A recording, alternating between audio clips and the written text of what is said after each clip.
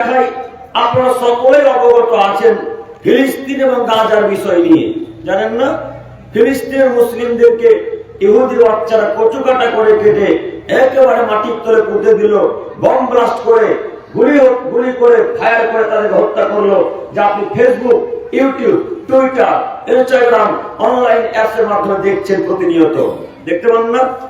দিন রাত গাজার মুসলিমদেরকে তারা কাটছে, দিন রাত সুইডেনের মুসলিমদের তারা পেট্রোল দিয়ে জ্বালিয়ে পুড়িয়ে ছাড়কার করে দিচ্ছে, দিন রাত তারা মায়ানমারের মুসলিমদেরকে কচুকাটা করে কাটছে, ভারতবর্ষের মুসলিমদের অত্যাচার হচ্ছে। এগুলো আমাদের চোখে পড়ে না? পড়ে তো চোখে, আমরা তো দেখতে পাচ্ছি। তো আপনি কি মনে করেছেন আল্লাহ এমনি এমনি জাতিকে ধ্বংস করে দিবে? আপনি কি মনে করেছেন আল্লাহ এমনি ইহুদিদের পক্ষ থেকে মুসলিমদের রাজা চাপিয়ে দিবে?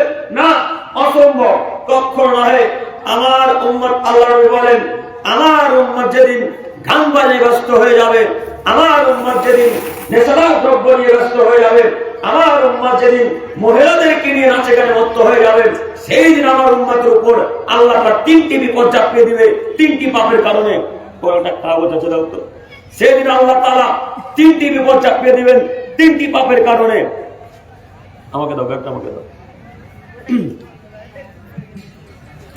সেদিন আল্লাহ তাআলা তিনটি বিপদ চাপিয়ে দিবেন, তিনটি পাপের কারণে। এক, যে বিপদের কারণে, যে পাপের কারণে আল্লাহ বিপদ চাপিয়ে দিবে, তার একটি হচ্ছে গান বাজনায় মত্ত থাকা, গান বাজনায় লিপ্ত থাকা।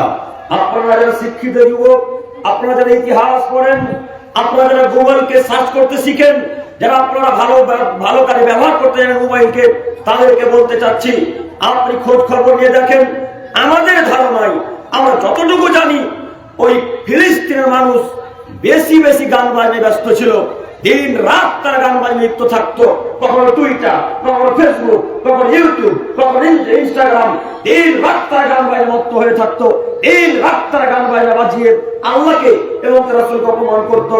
একথা আমাদের জেনে রাখা ভালো হবে। আল্লাহ তাআলা যতক্ষণ পর্যন্ত কোন জাতি পাপে নিমজ্জিত না হয়, ততক্ষণ পর্যন্ত আল্লাহ জাতিকে ধ্বংস করে না। এই বাক্য বলে আপনাদেরকে অনুরোধ জানাচ্ছি, ফিলিস্তিনের মুসলিমদেরকে কচুকাটা করে কাটলো, তার বড় কারণ থাকতে পারে। তার একটা কারণ, তার গান বাজনায় লিপ্ত হয়ে থাকতো, দিন রাত গান বাজনা বাজাতো। বলেন তো, এটা কি আমাদের ধ্বংসের কারণ নয়? এরা তো আমাদের ধ্বংসের কারণ। তো কালকে গাজাকে মারলো, তার আগে ফিলিস্তিনকে মারলো, আজকে সুইডেনকে মারলো, কালকে মালদা, মুর্শিদাবাদ, জঙ্গিপুর, দক্ষিণ দিনাজপুর, কলকাতা, বারাসাত, কোচবিহার ইত্যাদি ইত্যাদি জায়গায় মানুষকে মারবে না, এর কোনো গ্যারান্টি আছে? হ্যাঁ, ও একটা কথা বলতে ভুলে গেছিলাম।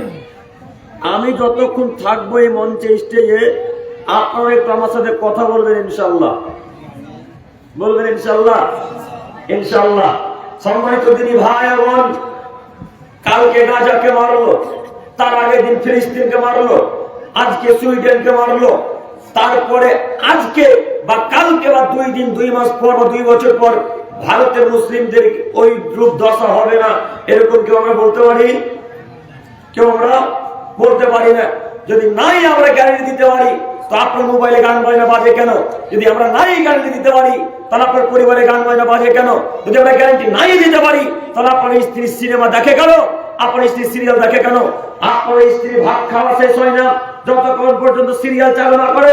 আপনার স্ত্রী ভাত ততক্ষণ শেষ হয় না যতক্ষণ পর্যন্ত টিভি না দেখে। আপনার স্ত্রী যদি নামাজ কাজা হয়ে যায়, নামাজ কাজা আদায় করে কিনা জানি না, কিন্তু সিরিয়াল যদি একটা কাজা হয়ে যায়, তাহলে পরের দিন আদায় করে। এবার আপনার স্ত্রী বলেন, ওই জাতি কিভাবে পরিত্রাণ পেতে পারে? ওই জাতি কিভাবে জান্নাত যেতে পারে?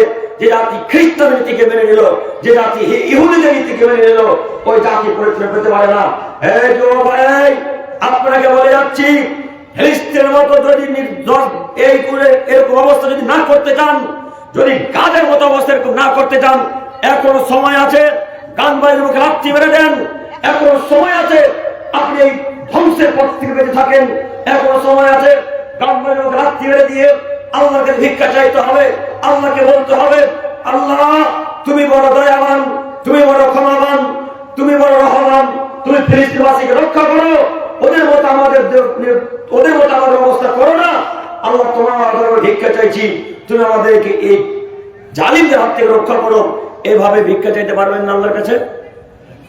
চাওয়া উচিত। যুবক ভাই, আপনাকে বলতে চাচ্ছি, আজকে ইনস্টাগ্রামে যত গান বাজনা আছে সব গান বাজনা ডিলিট করে দেবো আজকে ইনশাল্লাহ।